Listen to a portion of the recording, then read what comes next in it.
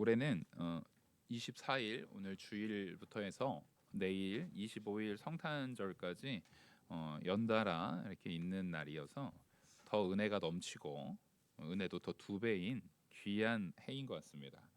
그래서 이 주보를 이제 꼼꼼히 보신 분들은 알겠지만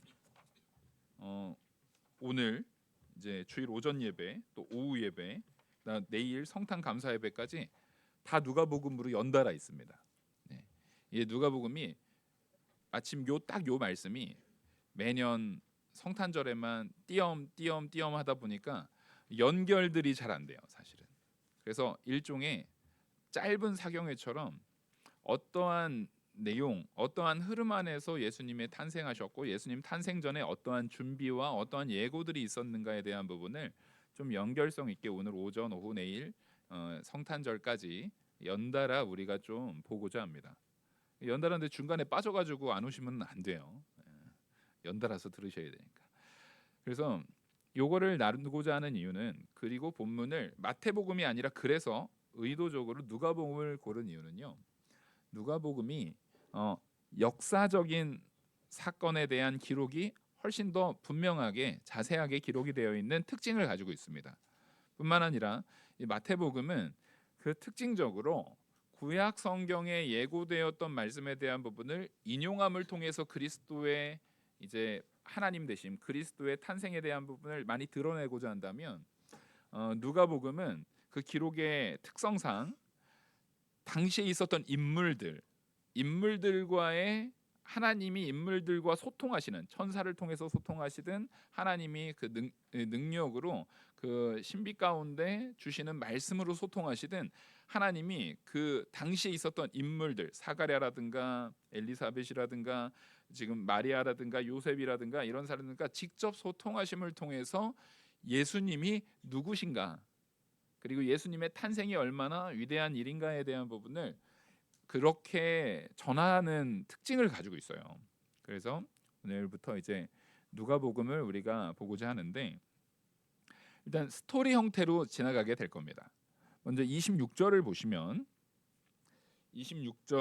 보시면 여섯째 달 천사 가브리엘이 하나님의 보내심을 받아 갈릴리 나사렛이라는 동네에 가서, 자 이제 먼저 하나님께서 천사 가브리엘을 보냈다라는 것이 이제 중요합니다. 하나님의 이 천사장 가운데 이름을 지금 거론하고 있어요. 가브리엘은 천사장 가운데서도 아주 뛰어난 천사장이죠. 그 가브리엘을 통해서 뭘 전하고자 하는 거냐면, 하나님께서 이 인류에게 내리는 가장 기쁜 소식을 전하게 하기 위해서 그냥 아무나 보내는 게 아니에요. 가브리엘을 보내는 거예요. 그리고 근데 이 천사 중에서는 가장 뛰어난 가브리엘이 오는 거에 비해서는, 가브리엘이 가는 동네는 이스라엘에서 유력한 동네입니까? 무시받는 동네입니까? 네, 제일 무시받는 동네예요. 그러니까 나사렛이다라고 말할 때 우리가 갈릴리, 보통 예수님이 공생의 기간 동안에 활동하시는 위치를 보면 갈릴리잖아요. 갈릴리도 엄청 무시받는 동네거든요. 이제 북쪽 이방인들과 인접해 있기 때문에 많이 무시받는 동네였습니다. 근데 그래도 갈릴리는 그 무시받는 동네 중에서도 갈릴리시 뭐 이런 느낌이에요. 갈릴리시 이런 느낌인데, 나사렛은 갈릴리시 나사렛 동, 그러니까 무시받는 대 중에서도 더 무시받는. 그러니까 나중에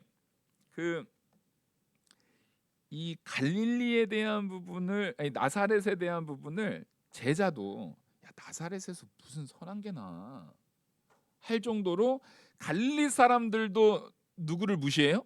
나사렛을.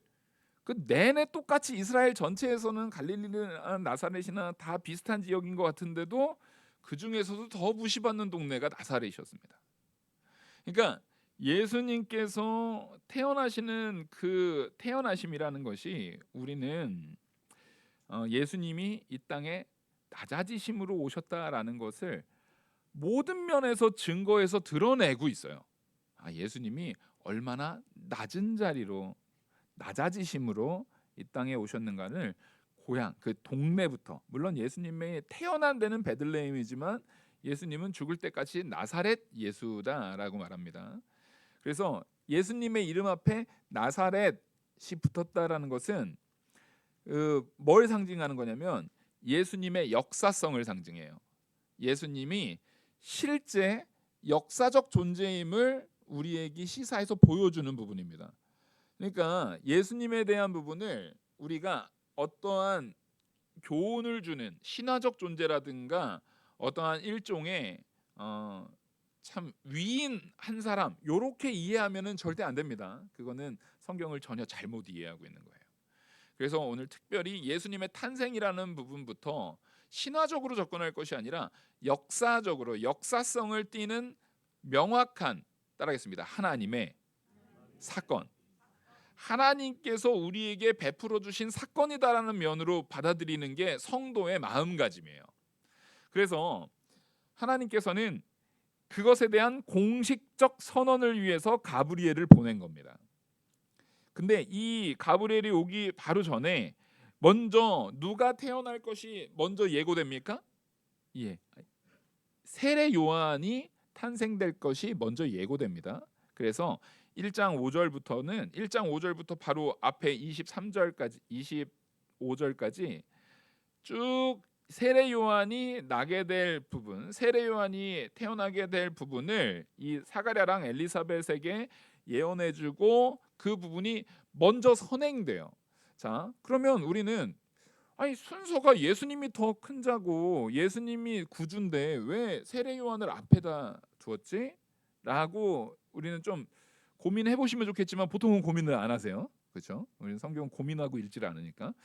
근데 이게 뭘 얘기하는 거냐면 이 모든 하나하나가 하나님께서 이미 예비하시고 뜻하신 그대로예요.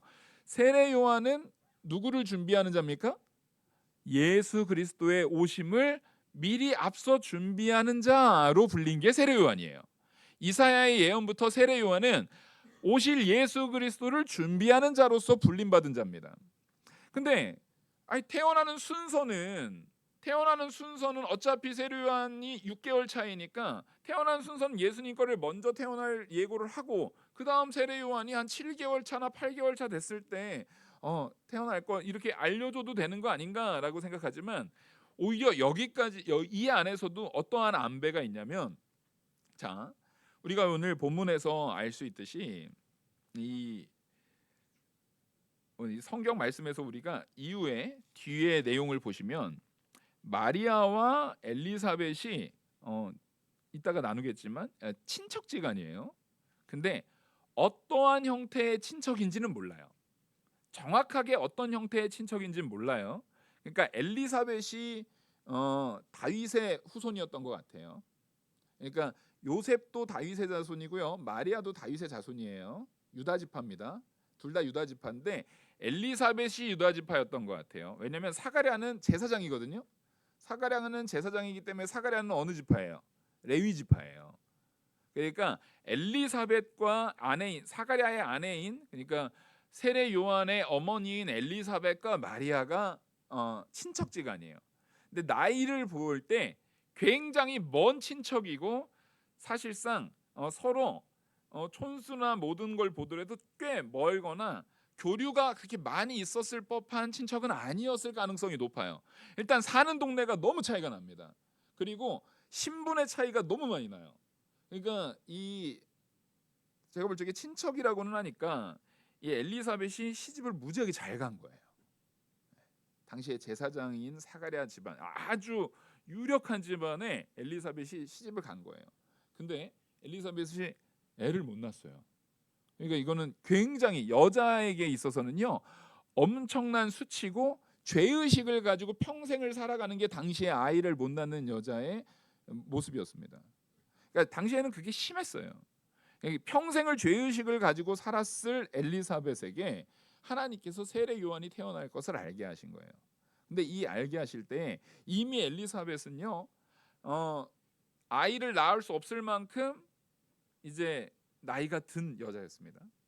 근데 오늘 본문의 마리아는 지금 본문의 마리아를 뭐라고 설명하고 있냐면 27절입니다.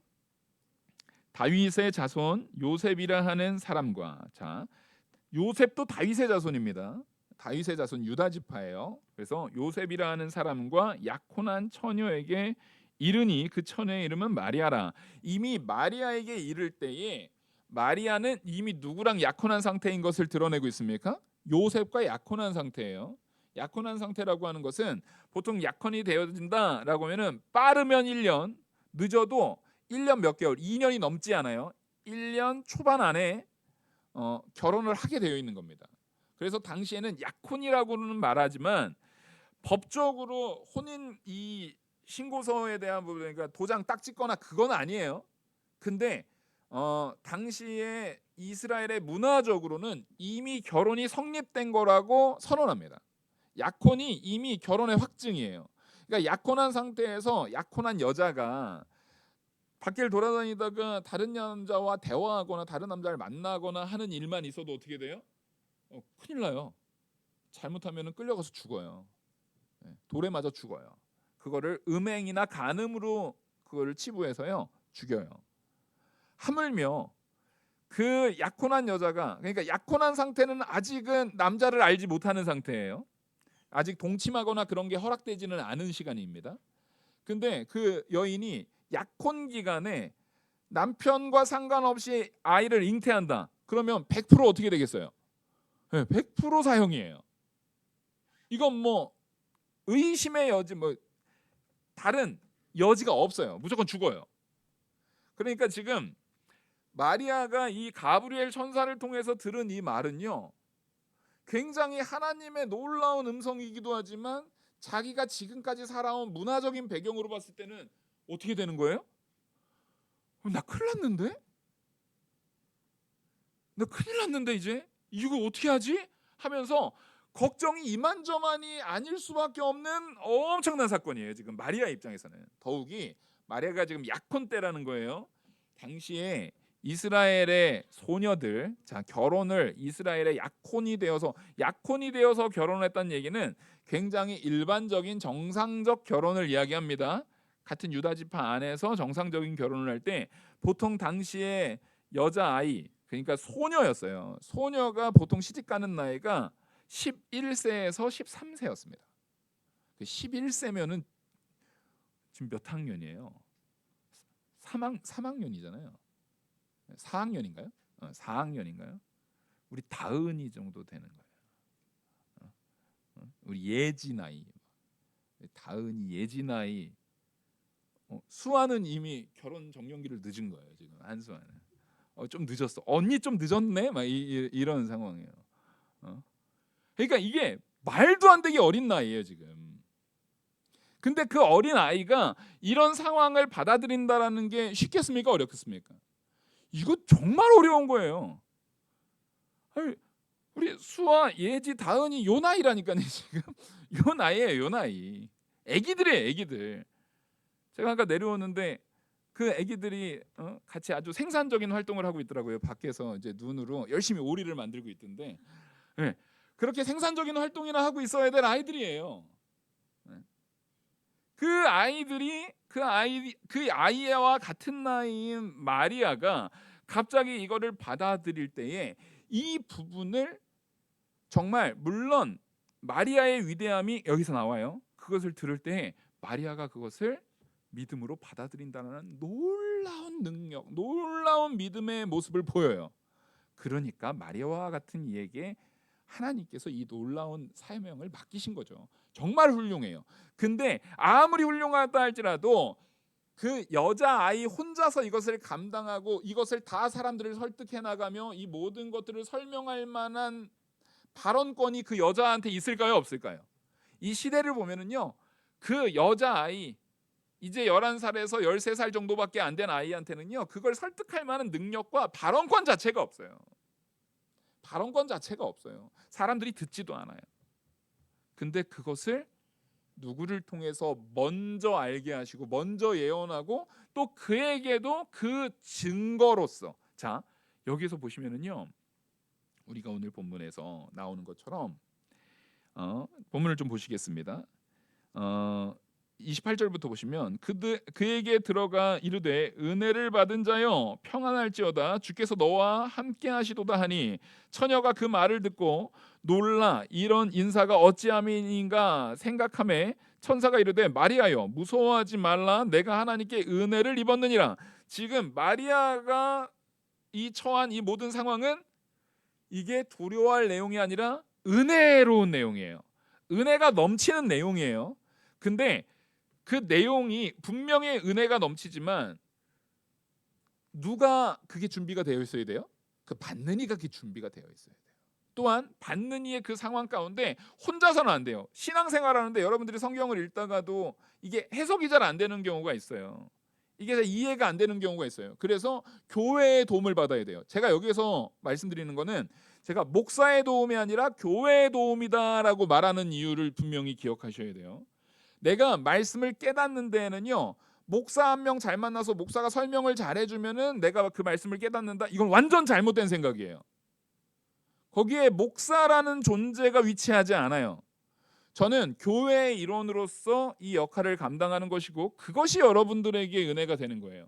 제가 개인적 지식으로 교회의 일원으로서 그 직분으로서 감당하는 내용이 아니면은요, 제가 여기서 아무리 역사적인 사건으로 이 사실적인 기준으로 제가 역사신학 전공해가지고 그 전공적한 그 지혜를 가지고 암만 떠들어봐야 여러분들한테 유익이 하나도 안 돼요. 아무런 유익이 안 돼요. 그게 지식을 가지고 암만 떠들어봤자 그게 유익이 안 돼요.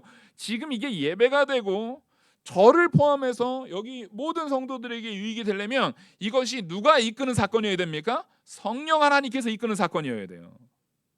그래서 제가 예배가 모이기를 힘쓰는 예배가 돼야 된다라고 말하는 이유가 그거예요.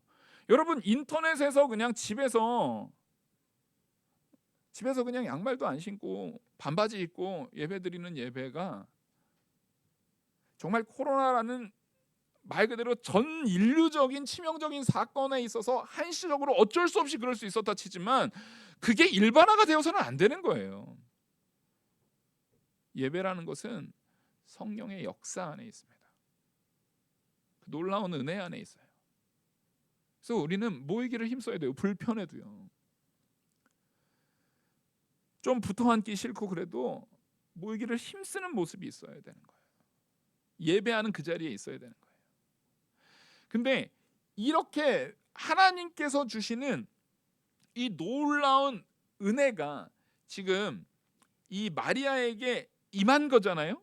마리아에게 임했고 그래서 마리아에게 31절 이거는 줄을 쳐놓으셔야겠죠. 당연히 31절 같이 한번 읽겠습니다. 시작. 보라 내가 잉태하여 아들을 낳으리니 그 이름을 예수라 하라. 자, 이거는 너무나 명확한 선언이에요.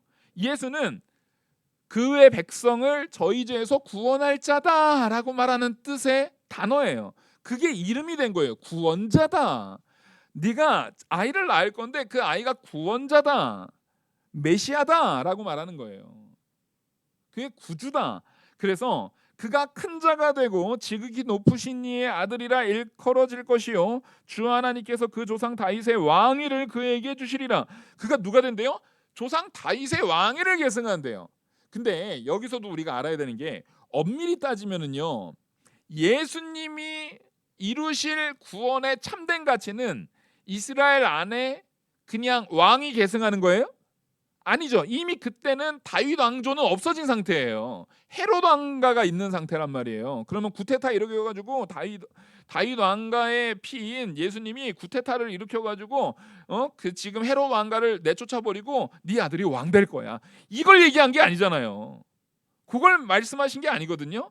그럼에도 불구하고 오히려 이거는 삼위 하나님 중에 2위에 계시는 삼위 하나님 중에 2위이신 성자 예수 그리스도 하나님의 아들이신 예수 그리스도께서 너희를 구원하시고 만왕의 왕이 될 것임을 얘기한 거예요. 그러니까 이것은 역사적 사건, 과거 구약 시대에 있었던 역사적 사건에 빗대어서 이후로 있을 더 큰 미래적 사건에 대한 부분을 조망시켜 준 거예요. 그러니까 이런 거랑 같습니다. 예수 그리스도의 놀라운 은혜의 가치가 분명히 우리에게 주어지는데 예를 들어서 제가 이 트리 모양의 그림자를 한 3m로 만들고 싶어요. 요 높이가 한 3m 정도 돼요. 요 지금 요 위에 천으로 되어 있는 방음막으로 되어 있는 게 한 3m 정도 된다고 했을 때 그림자를 3m 만들려고 하면은 제가 그림자를 만들기 위한 트리 모양의 틀은 3m여야 됩니까? 그럴 필요 없어요. 그건 작아도 돼요. 빛을 어떻게 하면 돼요? 빛을 가까이 비추면 돼요. 우리는 이 다윗이라는 존재 자체를 우리가 너무 위대하게 생각해서는 안 돼요. 다윗이 위대하지 않다는 게 아니에요. 다윗은 너무 위대한 왕이에요. 근데 다윗이 자꾸만 예수 그리스도의 예표다라고 하니까 다윗이 자꾸만 너무 커져요. 근데 다윗은 예수 그리스도의 예표이지만 예수님과 비교했을 때는 비교가 돼야 안 돼요. 한낱 점도 안 돼요. 참된 창조주요 메시아요 구주이신 예수 그리스도와 비교했을 때는요 한낱 점도 안 돼요. 사실은 아무것도 아닌 존재예요. 그러니까 우리는 이 예수 그리스도라는 앞으로 오실 예수 그리스도가 이 왕이 될 거다, 다윗의 왕위를 그에게 주시리라라고 했을 때 다윗의 왕이라는 것은 사실은 하나님께서 예언적으로 당시에 다윗의 왕이 가졌던 그 권위가 엄청났잖아요. 세상적으로는 엄청났단 말이에요. 근데 그 엄청난 것도 사실은 이후에 우리 주 예수 그리스도께서 누릴 참된 왕권, 참된 영원한 피조 세계, 영원한 창조 세계의 왕권에 비교하면은 아무것도 아닌 거예요. 그러니까 그것을 확대적으로 정말 실체를 보여주고 있는 겁니다. 그래서 그걸 얘기하면서 지금 제가 이 부분을 먼저 마리아가 뭘 들었나, 천사한테 도대체 마리아가 뭘 들었나를 먼저 얘기해 주는 이유가 있어요. 앞에서 지금 마리아가 몇 살이라고요? 11살에서 한 13살로 추정돼요. 우리 수아, 다은이, 예지 요 나이라고요. 요 나이. 그 아이가 지금 이걸 듣고 있어요. 제가 이거 막 갑자기 가브리엘이 저기 예지한테 보라, 내가 잉태하여 아들을 낳으리니 막 그러면 듣다가 저기 오리 만들러 갈 수도 있어요. 예? 뭐요? 이게 지금 엄청난 메시지가 지금 전해주고 있는 거예요. 너무 어린 아이한테 엄청난 메시지가 주어지고 있다라는 것을 우리가 좀 현실적으로 받아들이고자 하는 마음으로 지금 이걸 전하고 있는 거예요. 그래서 주시린이 33절 영원히 야곱의 집을 왕으로 다스리실 것이며 그 나라가 무궁하리라.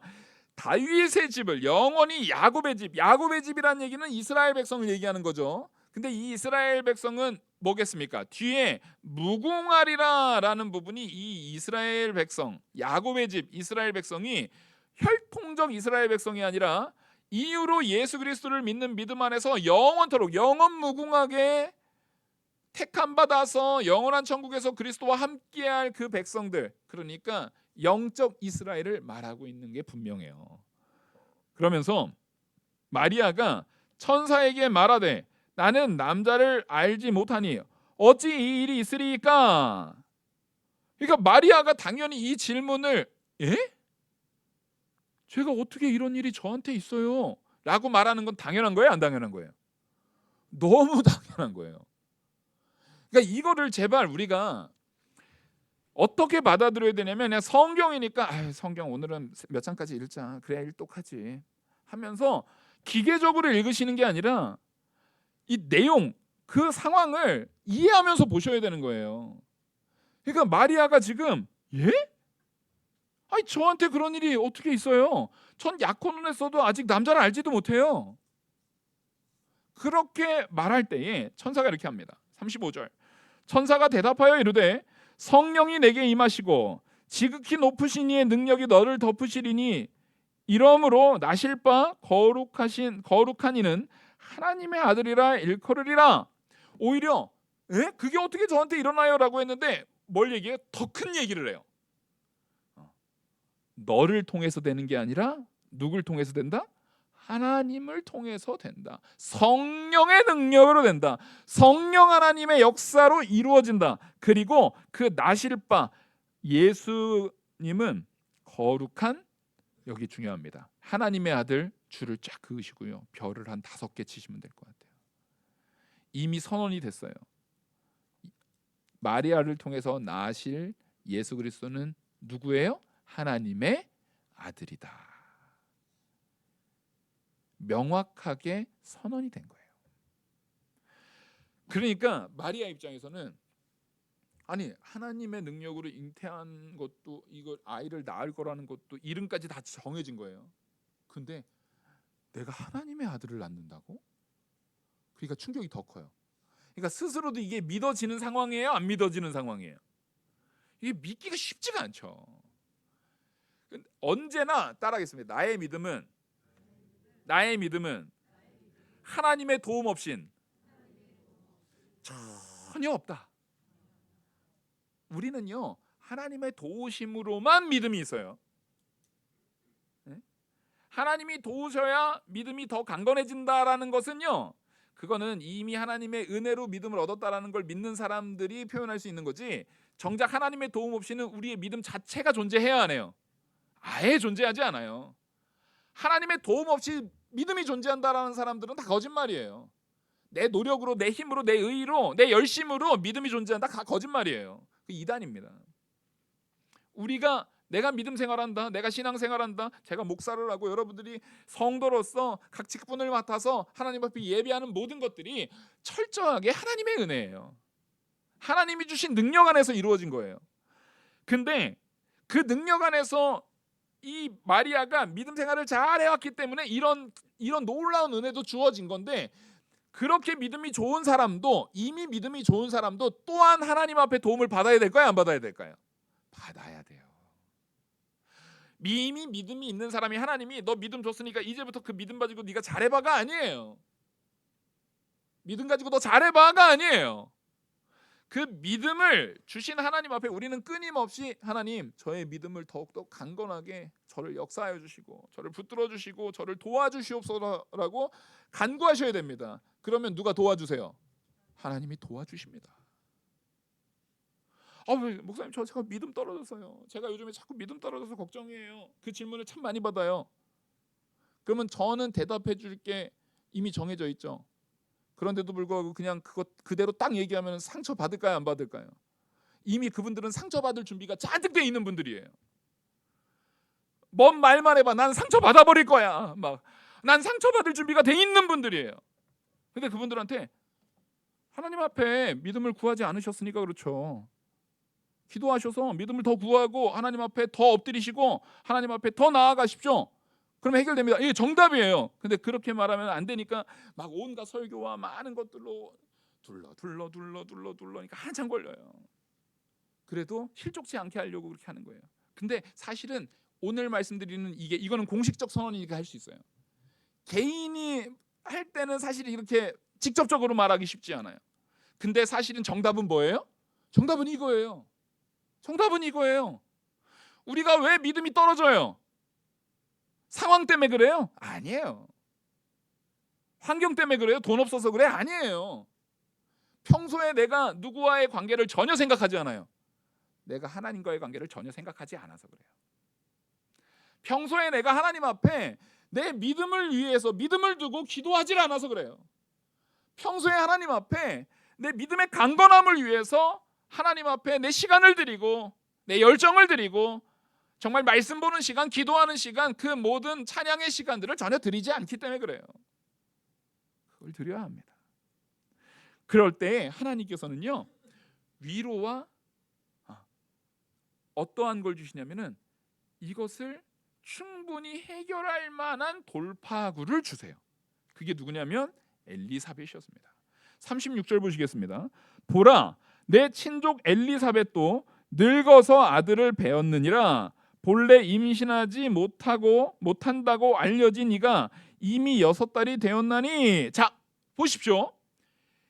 이것 때문에 누구 먼저 낳을 것을 예언한 거예요? 예고한 거예요?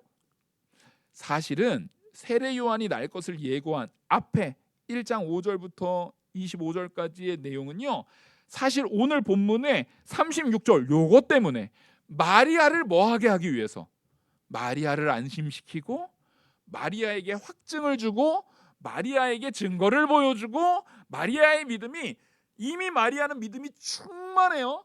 믿음이 있어요. 그러니까 이 은혜가 임한 거예요. 그럼에도 불구하고 그 마리아를 더욱더 믿음으로 도와주려는 그 계획 안에서 앞에 세례 요한의 사건, 사가랴와 엘리사벳과 세례 요한의 나심의 예고의 사건이 있었던 거예요.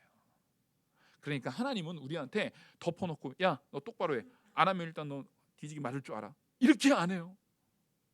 하나님은 우리한테 전혀 그렇게 하시는 분이 아니에요. 그렇게 무례하게 우리한테 하시는 분이 아니에요. 너 혼날 줄 알아. 똑바로 안 해서 이렇게 하시는 분이 아니라, 오히려 하나님께서는 믿음을 주실 뿐만 아니라 믿음대로 살아간 우리, 믿음을 구하고 살아간 우리에게 더 큰 믿음으로 돌파구도, 어떻게 해결해야 될 일까지도 열어주시는 분이심을 믿으시기 바랍니다. 그래서 이 마리아가요, 이 엘리사벳, 자기의 친족인 엘리사벳 할머니예요. 사실은 마리아한테 엘리사벳은 누구예요? 할머니예요. 할머니.